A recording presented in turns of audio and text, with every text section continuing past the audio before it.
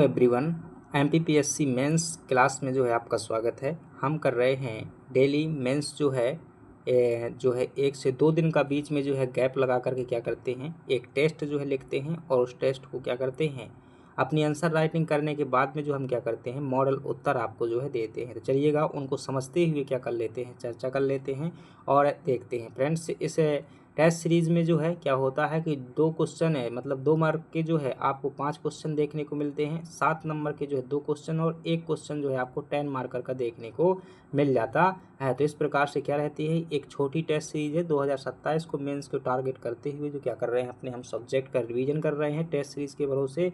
और यह जो है हमारा जो है क्या है, तीसरे नंबर का टेस्ट है। और यह टेस्ट जो है एमपीपीएससी प्रीलिम्स जीएस है 1 के जो सिलेबस है उसमें पार्ट ए के अंतर्गत यूनिट 3 का टेस्ट है, यानी कि आधुनिक भारत का जो है टेस्ट है। तो चलिएगा समय ना जाया करते हुए, क्योंकि समय फ्रेंड्स जो है बहुत ज़्यादा इंपॉर्टेंट है, बहुत कम समय जो है मिल पा रहा है, तो क्या करते हैं, इनको जो है अपनी चर्चा कर लेते हैं। तो ये मॉडल उत्तर आपको कहाँ पर मिल जाएगा, तो टेलीग्राम पर जो है PDF है, वहाँ पर भेज दिया जाएगा। इसके अलावा यदि आप व्हाट्सएप ग्रुप पर हैं तब भी वहाँ आपको देखने को मिल जाएगा। चलिएगा, और यदि आप आंसर राइटिंग में इसमें जुड़ना चाहते हैं तो क्या कीजिएगा, हमारे जो है नंबर पर दिए गए नंबर पर, जो नंबर है आपका 9691113865 पर क्या कीजिएगा, व्हाट्सएप पर केवल मैसेज कीजिएगा, कॉल जो है नहीं रिसीव किया जाता।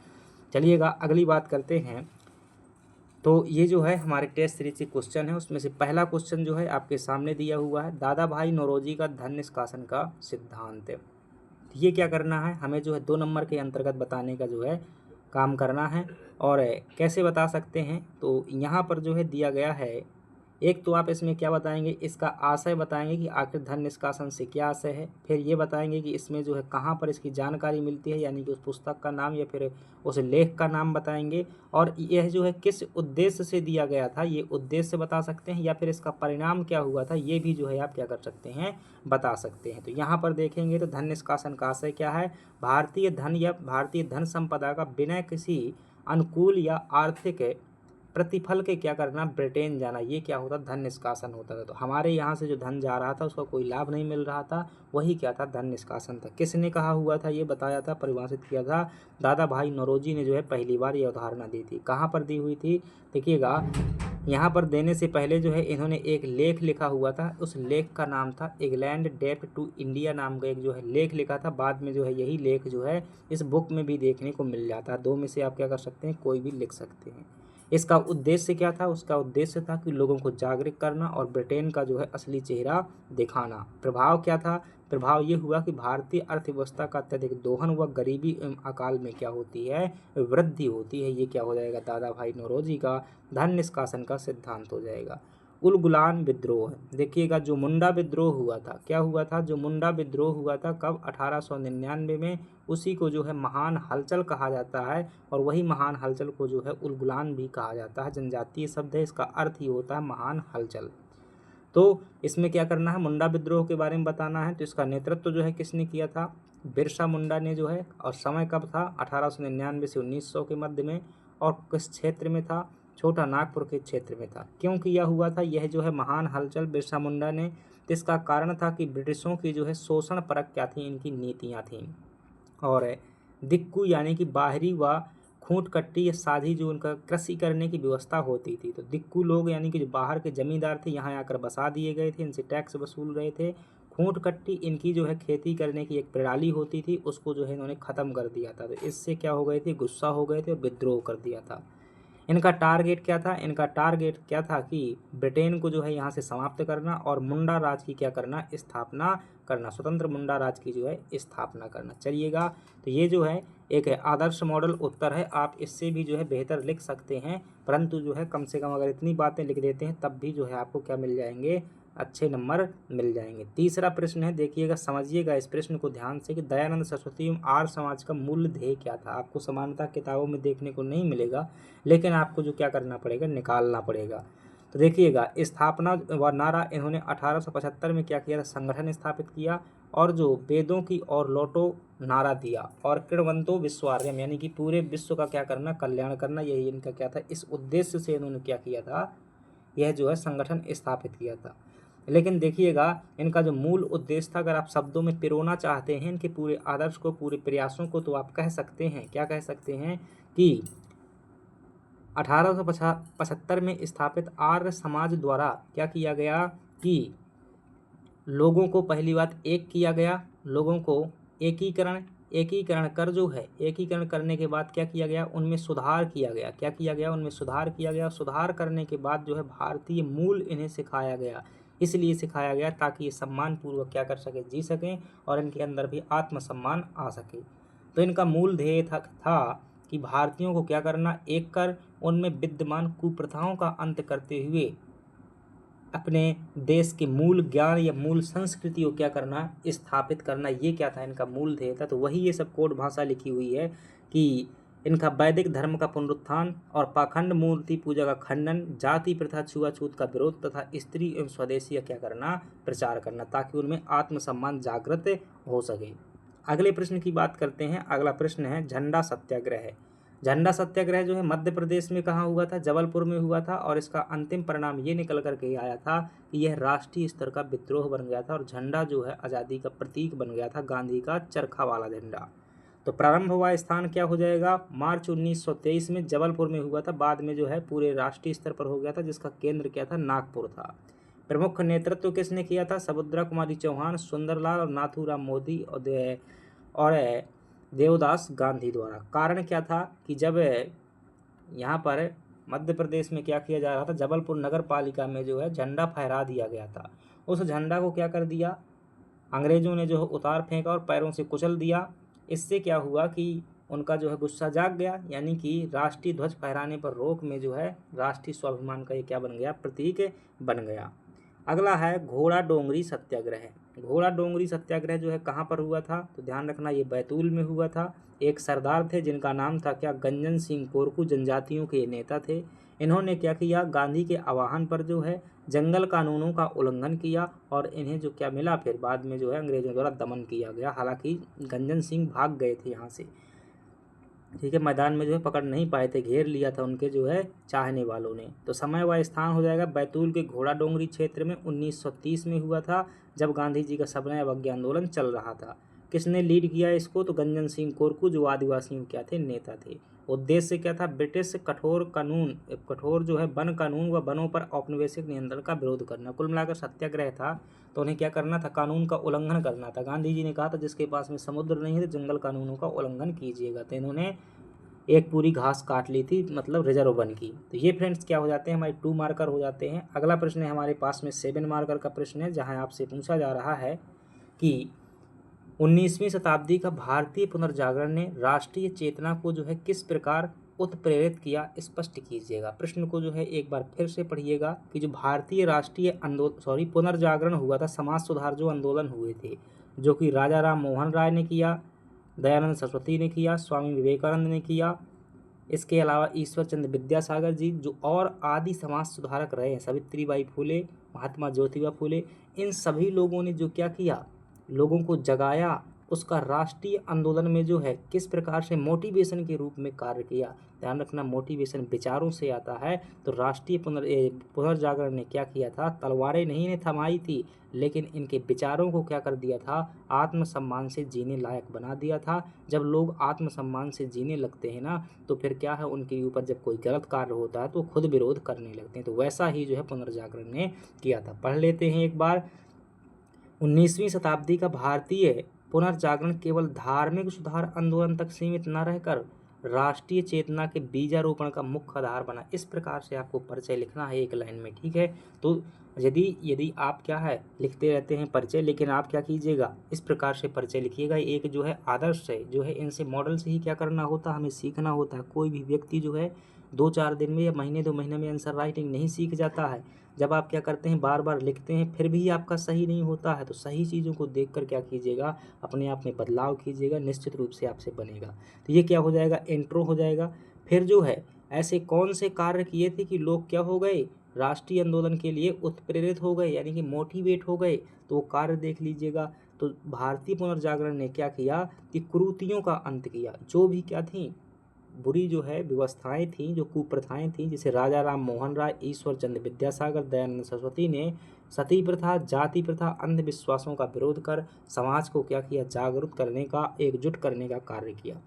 आत्मसम्मान व अतीत का गौरव स्थापित किया इन लोगों ने कैसे, स्वदेशी, स्वधर्म और प्राचीन भारतीय संस्कृति के गौरव पुनर्जागरण ने ही भारतीयों में हीन भावना को समाप्त कर राष्ट्रीय गौरव को जगाया। फिर बाद में क्या हुए, ये राष्ट्रीय आंदोलन करने लगे।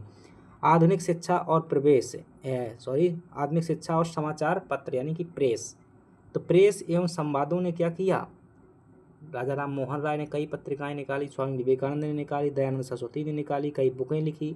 तो इनकी बुक पढ़ कर के जो है लोग क्या हुए, जागरूक हुए और राष्ट्रवादी विचारों और ब्रिटिश शोषण के विरुद्ध क्या हुआ, जनमत तैयार हुआ, यानी कि जनसंख्या जो है तैयार हो जाती है। तो इस प्रकार से क्या हो जाता है, इन्हीं का ये परिणाम था कि पुनर्जागरण ने भारतीय समाज को बौद्धिक रूप से जागृत कर संगठित स्वतंत्रता संग्राम की वैचारिक जो है जड़ तैयार की थी, यानी कि पीठिका जो है निर्मित की थी। ऐसे जो क्या कीजिएगा, इस प्रकार से निष्कर्ष लिखना है। अब जो बीच वाला कंटेंट है इसको आप क्या कर सकते हैं, बदल सकते हैं। जो कृतियों पर प्रहार, एक बॉक्स इसको बनाइएगा, एक बॉक्स इसको बनाइएगा और एक बॉक्स जो है इसको बनाइएगा। इस प्रकार से यहाँ बना करके 3 बॉक्स क्या कर सकते हैं, बना सकते हैं। और ये बीच का कंटेंट छोड़ सकते हैं। कुरीतियों पर प्रहार के नीचे जैसे बॉक्स बनाया यहाँ पर लिख देंगे सती प्रथा, जाति प्रथा का अंत। आत्मसम्मान व अतीत के बॉक्स के नीचे जो है लिख देंगे 2-4 शब्द यहाँ के। और आधुनिक शिक्षा समाचार पत्रों में भी क्या कर देंगे, इसी प्रकार से यहाँ नीचे लिख देंगे और फिर निष्कर्ष लिख देंगे। वैसे भी नंबर मिल जाएंगे। ऐसा लिखने में आपका कम से कम आधा मिनट का समय जो है बच जाएगा इसकी तुलना में। ठीक है, 7 नंबर का प्रश्न है फ्रेंड्स, अच्छे से लिखना सीखना है। यही जो है क्या सिलेक्शन की रीड होने वाली है, अगर जो है आपको समझ में आ रहा है। वरना बाद में समझ में आएगा जब मेंस 2 बार लिख लोगे, 3 बार लिख लोगे, 4 बार लिख लोगे, 5 बार लिख लोगे। चलिएगा 7 नंबर के प्रश्न की बात करते हैं कि जो 1857 का प्रथम स्वतंत्रता संग्राम है उसके में जो है मध्य प्रदेश की जनजातियों और क्षेत्रीय राजाओं ने जो है किस प्रकार जो है योगदान दिया, इसका क्या करना है, समालोचनात्मक मूल्यांकन करना है। समालोचनात्मक का मतलब होता है कि आपको उनकी जो है कमियां बतानी है, लिमिटेशन भी बताना है, और फिर जो है बताना है आपको कि लिमिटेशन होते हुए भी उनका जो है क्या बताना है, महत्व बताना है। लेकिन ये बहुत कम शब्दों में ही बताना है आपको। पहले क्या करेंगे, ये बताएंगे किन किन लोगों ने योगदान दिया है, मतलब 2 से 3-4 लोगों का जो क्या कर देंगे, योगदान बता देंगे। उसके बाद जो है कमियां बता देंगे, फिर इम्पोर्टेंट बता देंगे। ठीक है, तो क्या हो जाएगा आपका समालोचनात्मक जो है समान आलोचनात्मक परीक्षण हो जाएगा। देखिएगा ये लिखा हुआ है परिचय। 1857 की क्रांति में मध्य प्रदेश की जनजातियों एवं क्षेत्रीय शासकों ने अभूतपूर्व वीरता एवं बलिदान का जो क्या किया, प्रदर्शन किया। प्रमुख जनजातीय व क्षेत्रीय भूमिका क्या थी, तो देख लेते हैं कौन कौन सी जनजातियों ने योगदान दिया। तो यहाँ लिख सकते हैं कि भीमा नायक, खाज्या नायक, राजशंकर शाह, रघुनाथ शाह, अवंती बाई, तात्या टोपे, लक्ष्मी बाई। तो आपको क्या बताना है, राजा भी बताने हैं। तो यहाँ पर अवंती बाई और ये क्या हो जाएंगे, राजा हो जाएंगे। यहाँ तो जनजातियाँ हो जाएंगी।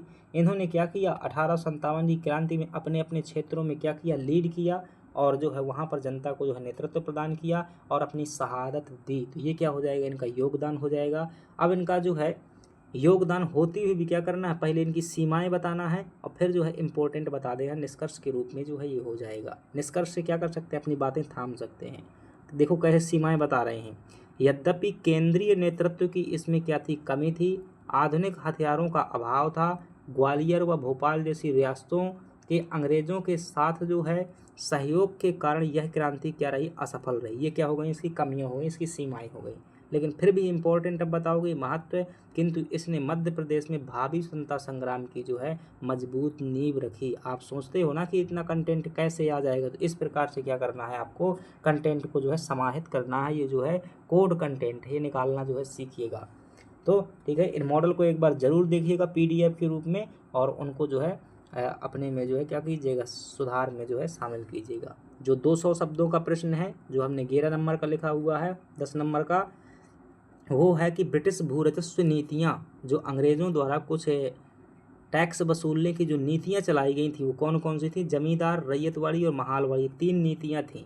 इन नीतियों ने जो है भारतीय ग्रामीण अर्थव्यवस्था में कृषि को किस प्रकार से तबाह किया है, इसका विश्लेषणात्मक व्याख्या जो है आपको करनी है। इसमें क्या आएगा, सबसे पहले आपको क्या देना होगा, परिचय देना होगा। इसके बाद जो 3 नीतियाँ थीं उन नीतियों को जो है संक्षेप में बताना है कि उसमें जो है किस प्रकार से शोषण किया जाता था, और इसके बाद फिर बताना है कि इन नीतियों का जो है प्रभाव क्या हुआ, यानी कि किस प्रकार से ग्रामीण अर्थव्यवस्था जो है नष्ट हुई और किस प्रकार से कृषि तबाह हुई। तो पढ़ लेते हैं, पहले परिचय देख लेते हैं कि ब्रिटिश शासन का मुख्य उद्देश्य भारत से क्या करना था, अधिकतम राजस्व वसूलना था। इसके लिए उन्होंने जो है 3 प्रमुख भू राजस्व प्रणालियाँ लागू की। वो कौन कौन सी हैं, ये हैं स्थायी बंदोबस्त, रैयतवाड़ी और महालवाड़ी। इन नीतियों ने पारंपरिक आत्मनिर्भर भारतीय ग्रामीण अर्थव्यवस्था और कृषि को पूरी तरीके से क्या कर दिया, ध्वस्त कर दिया। कैसे ध्वस्त किया, चलिए देखते हैं। इसमें देखेंगे तो प्रमुख है भू राजस्व प्रणालियां देख लेते हैं कौन से। पहली है जमींदार, दूसरी है रैयतवाड़ी, तीसरी है महालवाड़ी। जमींदार में क्या होता था कि पूरी जमीन का मालिक जो है किसे मान लिया गया था, जमींदारों को मान लिया गया था। और यहाँ पर एक सूर्यस्त कानून भी लागू था कि जैसे मान लीजिएगा 1000 रुपया बीघा जो क्या किया अंग्रेजों ने टैक्स जो है फिक्स किया, वो टैक्स कौन करेगा, ये वसूलने का कार्य करेगा जमींदार। किससे, किसानों से जो है वसूलेगा। और सूर्यस्त कानून लागू होने का मतलब ये है कि जैसे 5 तारीख को क्या किया गया है, टैक्स फिक्स किया गया है कि 5 तारीख को जो है आपको टैक्स देना होगा हर महीने, और अगर 5 तारीख को नहीं देता है तो फिर उससे क्या कर दिया जाता, जमींदार से जो है जमींदारी छीन ली जाती थी, उससे ज़मीन जो है वापस ले ली जाती थी। तो इससे क्या होता था कि जो है फिक्स टाइम पर पैसा देने के लिए बाध्य होते थे, वरना फिर उनसे ज़मीन छीन ली जाती थी। और है सूर्यास्त कानून के तहत जो है निश्चित तिथि तक जो है राजस्व न देने पर भूमि क्या कर दी जाती थी, नीलाम कर दी जाती थी। रैयतवाड़ी व्यवस्था देखेंगे, रैयत का मतलब होता है किसान। तो इसमें सीधा क्या किया गया था, जमींदार कोई नहीं होता था, सीधा किसानों से टैक्स लिया जाता था। यह व्यवस्था मद्रास बम्बई में लागू थी। इसमें जो है किसानों से प्रत्यक्ष समझौता किया गया, परंतु टैक्स जो है 45 से 55% लिया गया। मतलब समझ रहे हो ना कि 10 किलो उत्पादन होगा तो आपसे 5 किलो क्या ले लेंगे, वो टैक्स के रूप में जो है ले लेंगे। महालवाड़ी प्रथा देखेंगे तो यह जो है पंजाब उत्तर प्रदेश में जो है लागू थी। इसमें पूरे गांव को जो है सामूहिक रूप से राजस्व देने हेतु उत्तरदायी बनाया गया। तो ये 3 क्या थी, इनकी जो है भू राजस्व नीतियाँ थी। आपका जो कंटेंट है फ्रेंड्स, ये आपका 1 पेज में आ जाना चाहिए, ठीक है। परिचय और इतना जो है ये इनका वर्णन 1 पेज में आ जाना चाहिए। दूसरे में आ जाएगा प्रभाव और निष्कर्ष जो है दूसरे में आ जाएगा, क्योंकि पहला पेज देखोगे तो उसकी जो है 5 लाइनें क्या चली जाती हैं, प्रश्न लिखा हुआ आता है मेंस की कॉपी में, ठीक है। 5 लाइनों में प्रश्न लिखा हुआ आता है तो 5 लाइनें ऑटोमेटिक चली जाती हैं। आपके पास में 18 लाइनें ही जो है बचती हैं 1 पेज में। तो ये सब आपको सोच समझ करके पहले से ही क्या कर लेना है, व्यवस्थित कर लेना है। देखिएगा किस प्रकार से जो है ग्रामीण अर्थव्यवस्था तबाह हुई और कृषि की संरचना जो है तबाह हुई अंग्रेजों की नीतियों के कारण। ध्यान से देखिएगा, सुनिएगा, आवाज़ को जो है कान तक पहुंचाइएगा। सबसे पहले कृषि का वाणिज्यीकरण। वाणिज्यीकरण मतलब कि जहां हम खाद्यान्न फसलें बोते थे फसलों अपने खेतों में, वहां पर जो है कॉमर्शियल फसलें बोने लगे, यानी कि गेहूं के स्थान पर कपास की खेती करना या फिर नील की खेती करना, चाय की खेती करना। लगान की जो है अंग्रेजों ने जो टैक्स लेने का उनका तरीका था, नगद में जो है टैक्स लेते थे, इसलिए लोग क्या करने लगे, बाजारू फसलें बोने लगे। लगान की दरें नगद चुकाने के लिए किसानों ने जो है खाद्यान्न फसलों जैसे गेहूं चावल की बजाय नगदी फसलों जैसे नील, अफीम और कपास उगाने हेतु क्या हो गए, बाध्य हो गए। अब जब क्या होता था, कभी कभी सूखा पड़ जाता था तो इनके खाने के लिए गेहूं भी नहीं बचता था, तो बार बार जो है भीषण अकाल में जो है जूझ जाते थे। तो इससे क्या हो गया कि कृषि का जो है पहली बात वाणिज्यीकरण हो गया। तो जो पहले हमारी कृषि संरचना थी गेहूं की फसल उगाना, वो क्या खत्म हो गई। दूसरा था कृषकों का बेदखल होना व महाजनी जाल। अत्यधिक लगान चुकाने हेतु जो है साहूकार महाजनों से क्या लिया जाता था, अत्यधिक ब्याज पर जो है लोन ले लिया जाता था। और ऋण ना चुका पाने पर जो है भूमि छीन ली जाती थी किसानों से, जिससे भूमिहीन जो है क्या बन गए, कृषक बन, मतलब जो है एक ऐसा मजदूर वर्ग तैयार हो गया समाज में, जिससे भूमिहीन कृषि मजदूरों का जो है नया वर्ग तैयार हो गया, क्योंकि उनकी भूमि जो है छीन ली गई। अगली बात करते हैं कि मतलब ये तो कृषि पर क्या हो जाता है, तुम्हारा प्रभाव हो जाता है, इससे कृषि क्या हो जाती है, तबाह हो जाती है। इसके अलावा देखते हैं जो पारंपरिक अर्थव्यवस्था थी हमारी, जो हस्तशिल्प थे, वो कैसे पतन हुए। पारंपरिक आत्मनिर्भर ग्राम समुदायों का विनाश हुआ। कैसे हुआ, गांव की पंचायती व्यवस्था और कुटीर उद्योग क्या हो गए, समाप्त हो गए। मशीनों का बना हुआ सामान आने लगा तो फिर वो ऑटोमेटिक समाप्त हो गए।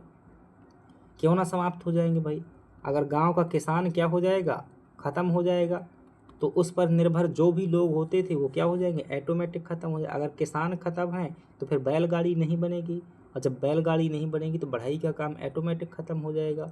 जब किसान खेतों पर नहीं जाएगा तो जो घड़ा बेचने वाला होता था तो वो भी क्या है, आधा उसका काम ख़त्म हो जाएगा। ठीक है, तो किसान अगर काम नहीं करेगा तो फसल नहीं उगाएगा तो फिर क्या होगा, मजदूर जो है नहीं वो हो जा, मतलब उनका मजदूरी चली जाएगी। जो मजदूर काम करते तो धीरे धीरे सब जो है एक दूसरे से जुड़े हुए थे, और जुड़े होने से जब कृषि तबाह हुई तो क्या हो गए, ये सब तबाह है वो हो गए। और अनुपस्थित जमींदार, जमींदार जो है शहरों में रहने लगे थे, वो थोड़ा सा ज़्यादा अमीर हो गए थे, तो जमींदार जो है ज़मीन के ठेकेदार होते थे, और ये जो है शहरों में रहने लगे, और अपने बीच में जो है कुछ नौकर रख लिए, मध्यस्थ रख लिए। अब ये मध्यस्थ जो क्या करते थे, किसानों से बहुत ज़्यादा टैक्स वसूलते थे। इससे क्या हुए, और ज़्यादा जो है स्थिति खराब हो गई।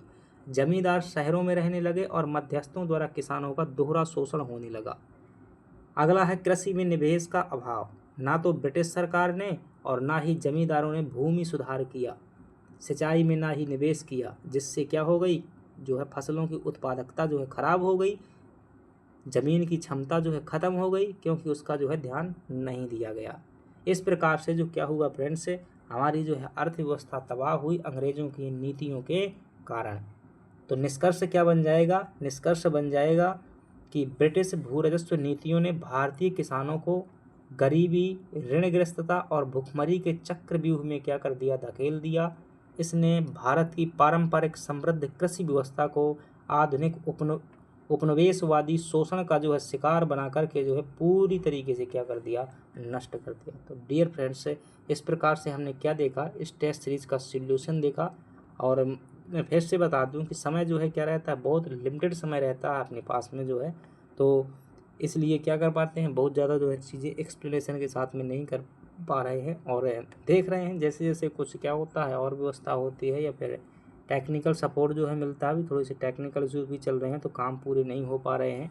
तो अपन क्या करते रहेंगे, हमेशा जो है बेहतर करते रहेंगे। आपके जीवन को जो है सार्थक बनाने में यदि जो है 1% का भी हमारा योगदान हो जाता है तो ये मेरा क्या होगा, एक जो है सकारात्मक प्रयास होगा। आप सफलता के बाद जो है खुद एहसास करेंगे। अगर आप जो है हमसे जुड़ना चाहते हैं तो दिए गए नंबर पर क्या कीजिएगा, मैसेज कीजिए। खासतौर से अगर मेंस वाले स्टूडेंट है तब यदि, और एक बात और दिमाग में बैठा लीजिएगा, बिना मेंस के आपका प्रीलिम्स जो है मिट्टी के मोल हो जाएगा। ठीक है, तो पहले मेंस की तैयारी करनी ही होगी। चलिएगा, तो ये PDF आपको टेलीग्राम पर मिल जाएगा, वहाँ पर जो है जुड़ जाएगा। Thank you very much.